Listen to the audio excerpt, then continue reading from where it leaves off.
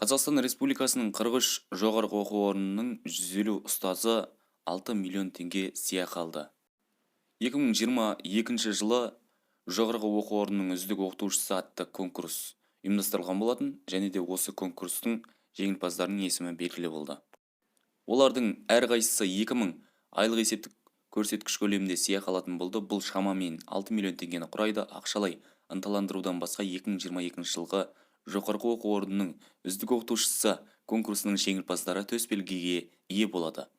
Конкурс жыл сайын оқытушы кәсібінің беделін арттыру және оларды одан әрі кәсіби дамытуға ынталандыру мақсатында өткізіледі.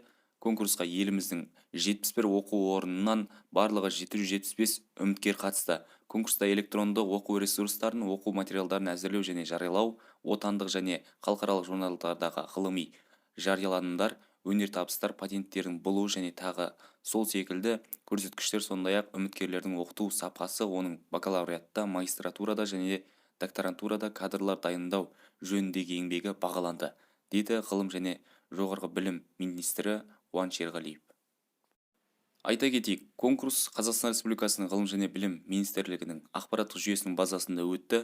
Оның көмегімен қатысушылар барлық кезеңдердің ашықтығын бақылай алды. 2022 жылға жоғарғы оқу орнының үздік оқытушысы конкурсына қатысу үшін өтінімдер және құжаттар электронды форматта қабылданды.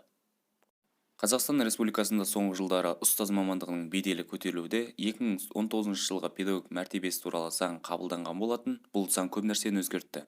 Мектеп, колледж мұғалімдерінің, балабақша тәрбиешілерінің және қосымша білім беру саласы қызметкерлерінің жалақысын көтеру сияқты бірнеше бағытта жұмыс жүргізіліп жатыр.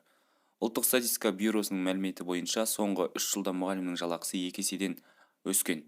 Келесі жылы қаңтарда білім беру қызметкерлері педагогтардың еңбекақысын қосымша тағы 25%-ға артады деп уәде берді.